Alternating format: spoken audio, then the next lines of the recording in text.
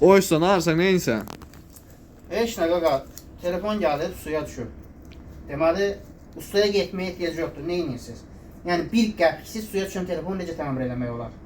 Telefonu götürürsünüz, belə qoyursunuz bura, yumru düyür. Yəni, gedib ustaya boş-boş yerə pul xərcləməyin. Biz belə tökürsünüz üstünə, yəni bunu düyü ilə həll eləmək olur.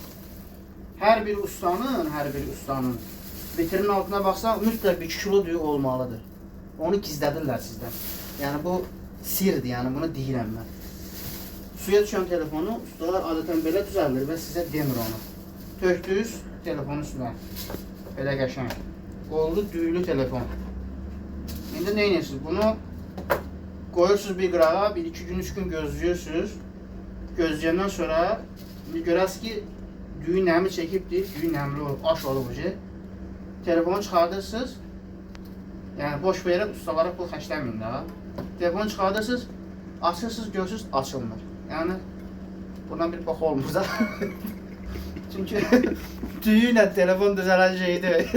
Düyü ilə telefon bu düzəlir. O işləri düyü ilə alıb orada